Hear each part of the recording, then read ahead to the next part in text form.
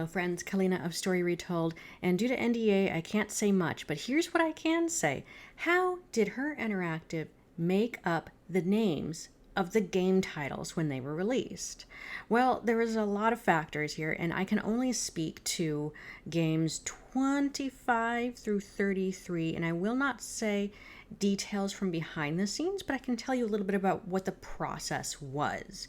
So for starters, games 1 through 6 are directly from the Nancy Drew books that the games are based on. So, as you can see, the name title did not change with the game. So here's the book, Secrets Can Kill Files, from the Nancy Drew Files, number 1. And that's what became the game Secrets Can Kill, the first Nancy Drew game. Now, it was like that for the first 6 books, and for continuing some other books like other games, like, The Secret of Shadow Ranch, directly based on the book, because it's popular and the title works. But other titles, such as Ghost Dogs of Moon Lake, for example, where that game was based on the Nancy Drew ghost story short story, Ghost Dogs of Whispering Pines. Now, Ghost Dogs of Whispering Pines had a slightly different story than Ghost Dogs of Moon Lake. They might have had some design changes based on making the location different, because in the story it was on a farm, and to make a different environment, the design team probably chose a different environment and then made the location part of the name. So that was the change. Ghost Dogs of Whispering Pines became Ghost Dogs of Moon Lake. Now, in the later games, when a lot of the games were less based on a book and more like inspired by or used a book as a launch pad for inspiration for the game, the games became a little bit more created from scratch.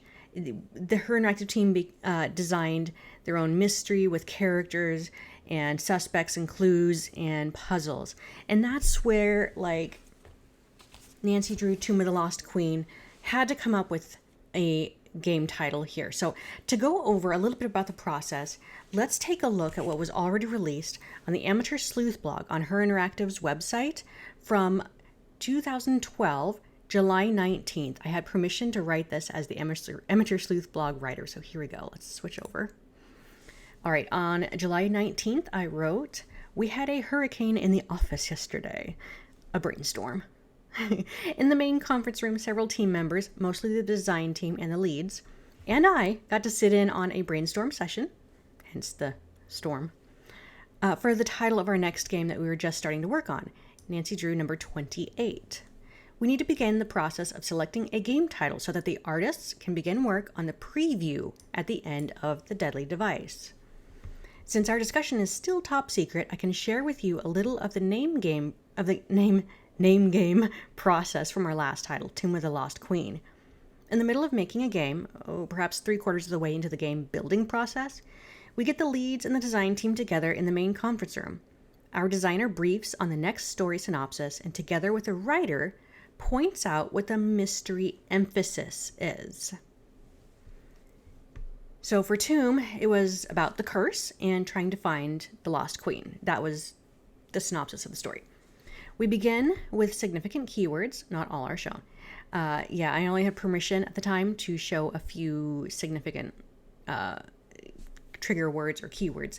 So what happened at least for games 25 through 33, this is where I was involved in, what we would do is that we would read up on the internal company Wikipedia, where only the members in the office could read about the project they're working on. So it was so top secret.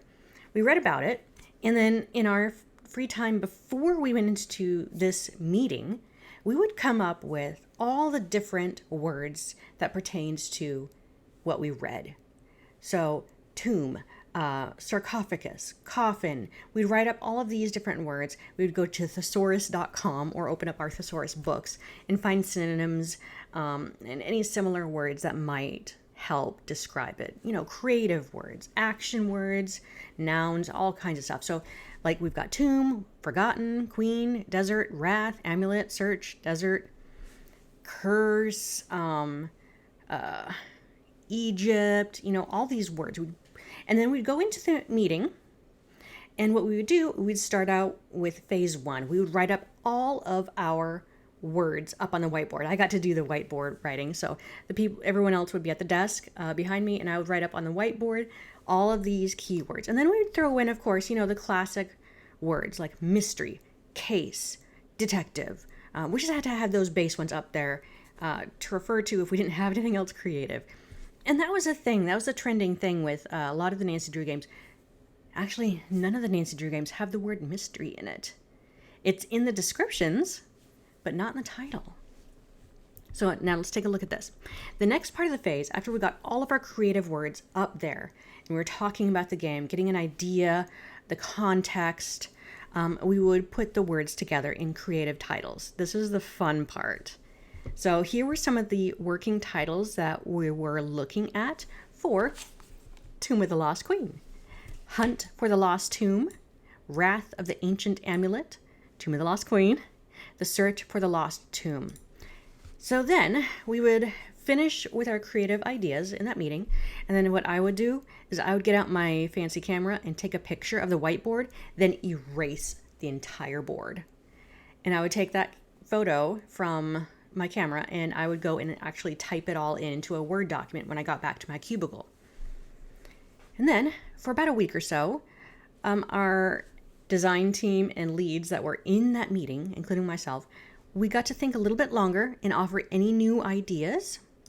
And then we collect them in the marketing team.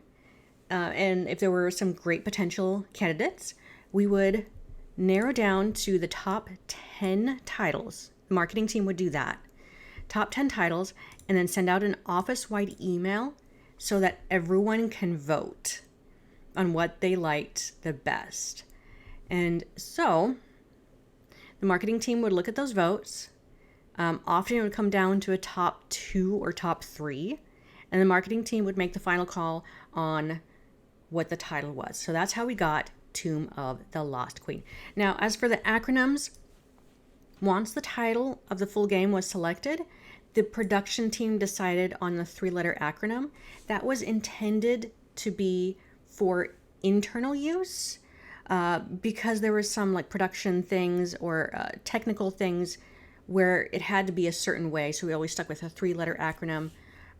File naming, I think, was part of it. Some of the coding was part of it. And so that was, interestingly, it was carried over to the message boards, and that's where it became public, all the 3-letter acronyms. But that's how that works. So since I don't work at HeR Interactive anymore, I cannot say what the process for naming a Nancy Drew game is now. But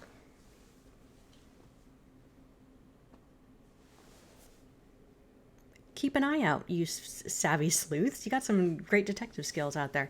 I cannot say what the next Nancy Drew game is, or if that's even the title, because I'm not sure what the process is for naming a game.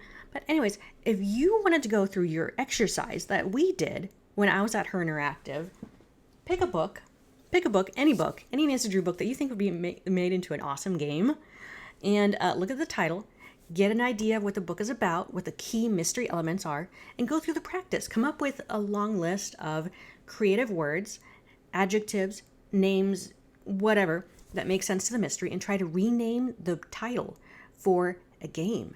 And then come up with your short list and comment below what you think would be a great game with a great game title, or a great, based on the books, of course. So I want to hear it. Share your thoughts with me below. I'd love to hear them. And in the meantime, I will see you in the next video.